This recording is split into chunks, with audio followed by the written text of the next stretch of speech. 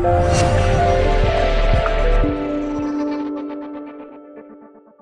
wealth we have created out of connectivity in India is enormous. Confidence, recognition world over, young talent, jobs, foreign exchange reserve. All of that is a product of connectivity. Hyperconnectivity to me brings about democratization, decentralization, and demonetization of value. So transport is cheaper, education is going to be cheaper. Everything we do today is basically obsolete because hyperconnectivity is going to change it. Business models are changing, delivery is changing, distribution is changing, marketing, concept of money is changing. And in that kind of an environment, 79-year-old design don't make sense. So what is the new design? It's a big question.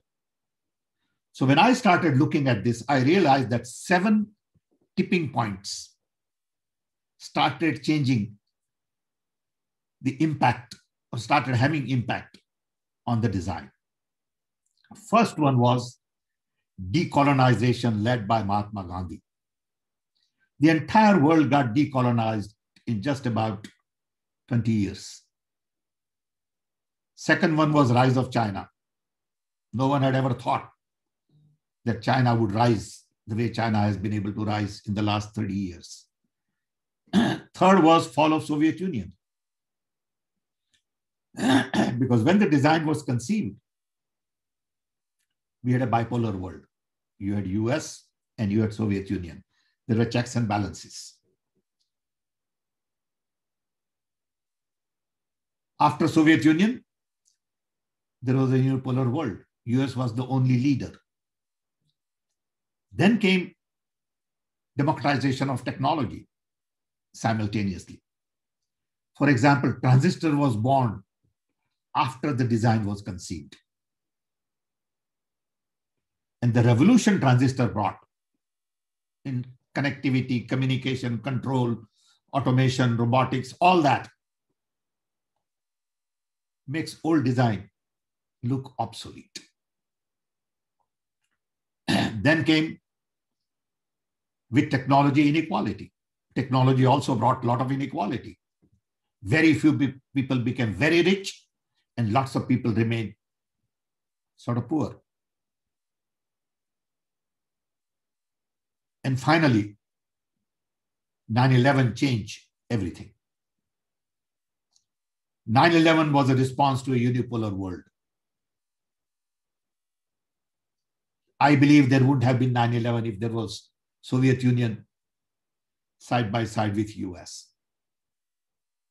Finally, Corona crisis put all of this thing in proper perspective, that we are all connected. Everything is connected. For example, jungles of Brazil. Whose jungles are these? Not Brazilians. They affect the entire world. Himalaya mountain is not just India's. It is human heritage.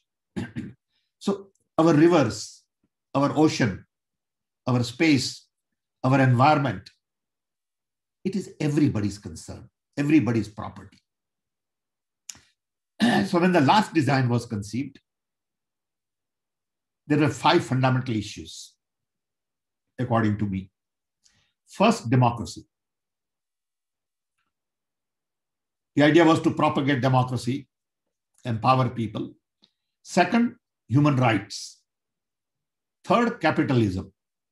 Fourth, consumption. And fifth, military. In Soviet Union, you had exactly opposite paradigm. Democracy was dictatorship. Basic needs were dictated by the government and basic rights were curbed.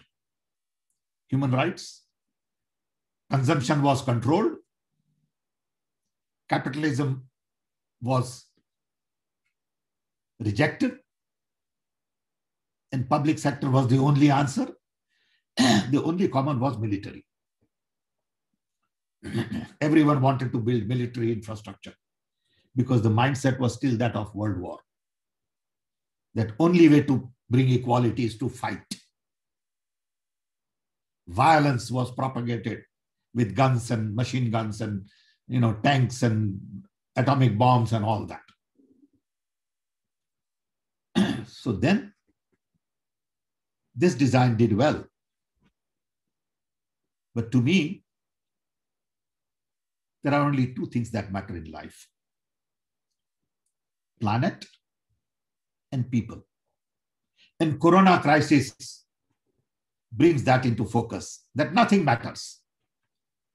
Corona virus did not distinguish between rich and poor, urban, rural, black and white, men, women. It attacked everybody because coronavirus knew that we are all connected. It could travel all over the world. It could affect everybody, get into your nose, and it could kill you. And it came from somewhere where no one had thought that a weapon like this can be created by nature. So one, we are all connected and we must focus on our planet first. Planet does not need people. People need planet. Planet will survive without people because there are many other life forms. But people cannot survive without planet. And when I say planet, I'm talking about birds and bees to animals to the trees to environment to air, cloud, ocean, rivers, mountains. All of that is part of our heritage. And we have destroyed that. We have cut our jungles. We have polluted our rivers. We have created mountain of plastic garbage in the ocean. We have killed our fishes. We have killed a lot of our animals. Our birds are dying. Our insects are dying. And we think it is okay. We think we will survive. Like Corona crisis, someday it's going to hit us. That little insect we killed is ultimately going to kill all of us. So planet is the key to what we do. Second, people. All human history is based on fights. Fights because of inequality. Fights because you want to control one group of people. Like British came to India to rob resources. Today we live in an era of surplus. We don't need to fight for resources. We can do business for resource sharing. Today, people want equality, but all the fights are about discrimination. Middle East is discrimination. I mean, look at the kind of hate we create between India and Pakistan. For what? I don't understand. But that's how people see their power maintained. So if we don't recognize that we need to deal with people with respect, dignity, equality, same opportunity, irrespective of who they are, in terms of gender equality, race, religion, color, belief. So these two things become very important. If we focus on planet and people, we can solve a lot of problems.